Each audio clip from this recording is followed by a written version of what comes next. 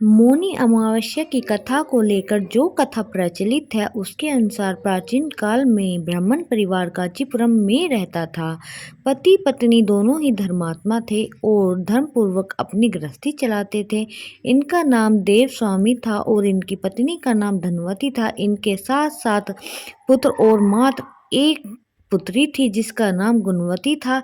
जब गुणवती सयानी हुई तो देव स्वामी ने धनवती ने कहा कि पुत्री के विवाह के लिए अब वर देखना चाहिए। ब्राह्मण ने अपने छोटे पुत्र को बहन गुणवती की कुंडली दी और कहा कि ज्योतिषी से इनकी कुंडली दिखवा लाओ जिससे गुणवती के विवाह की बात आगे चले। ज्योतिषी को कन्या की कुंडली दिखाई। उसने बताया कि विवाह होते ही कन्या विधवा हो जाएगी। ज्योतिषी की यह बात जब ब्राह्मण परिवार को मालूम हुई तो वह बहुत दुखी हुआ और उसने उपाय पूछा। ज्योतिषी ने बताया कि ब्राह्मण सिंघल द्वीप में एक पतिव्रता महिला रहती है जिसका नाम सोमा धोबिन है। यदि कन्या की शादी से पहले सोमा आपके घर आकर पूजन करे और अपना आशीर्वाद दे तो वह दोष दूर हो जाएगा। ब्राह्मण ने अपनी पुत्री गुणवती को अपने सबसे छोटे पुत्र के साथ सिंघल द्वीप भेज दिया। दोनों भाई बहन सागर किनारे पहुंचे। उसे पार करने के विचार करने लगे। जब समुद्र को पार करने का कोई रास्ता नहीं मिला तो दोनों भूखे प्यासे एक पीपल के वृक्ष के नीचे आराम करने लगे। पेड़ पर घोंसले में एक गिद्ध का परिवार रहता था। उस समय घोंसले में सिर्फ बच्चे थे।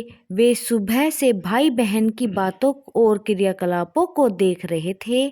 शाम के समय जब गिद्ध की माता बच्चों के लिए भोजन लेकर घोंसले में आई तो बच्चों ने पेड़ के नीचे लेटे भाई बहन की कहानी माता को बताई। उनकी बातें सुनकर गिद्ध की माता ने दोनों भाई बहनों पर दया आई और बच्चों के कहने से उसने कहा कि तुम लोग अब चिंता मत करो, मैं इन्हें सागर पार पहुंचा दूंगी।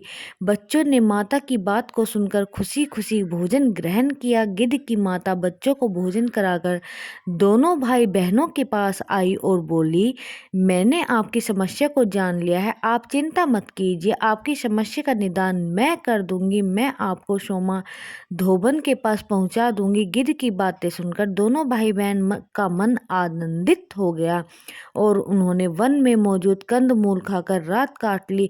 सुबह होते ही गिद्ध ने दोनों भाई बहनों को समुद्र पार करा दिया और सिंघल द्वीप में सोमा धोबन के पास पहुंचा दिया।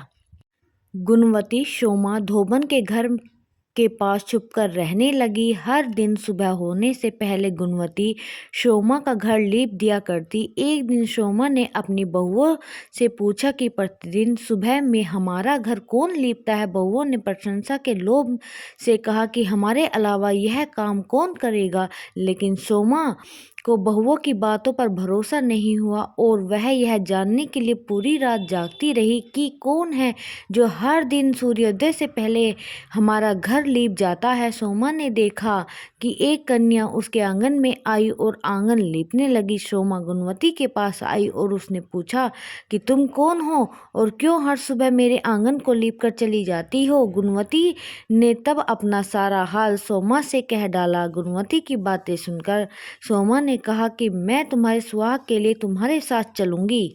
सोमा ने ब्राह्मण के घर आकर पूजन किया, लेकिन विधि का विधान कौन टाल सकता है। गुणवती का विवाह होते ही उसके पति की मृत्यु हो गई। तब सोमा ने अपने सभी पुण्य गुणवती को दान कर दिए। सोमा के पुण्य से गुणवती का पति जीवित हो गया, लेकिन पुण्यों की कमी के कारण सोमा के पति और बेटों की मृत्यु हो गई। लेकिन सोमा ने अपना घर छोड़ने से पहले अपनी बहुओं से कह दिया था कि मेरे लौटने से पहले अगर मेरे पति और बेटों को कुछ होता है तो उनके शरीर को संभाल कर रखना। बहुओं ने सास की आज्ञा को मानकर सभी के शरीर को संभाल कर रखा।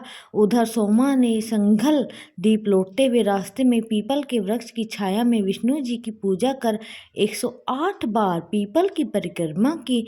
इनके पुण्य के प्रभाव से सोमा के घर लौटते ही उसके पति और बेटे फिर से जीवित हो गए। बोलो जय श्री कृष्णा।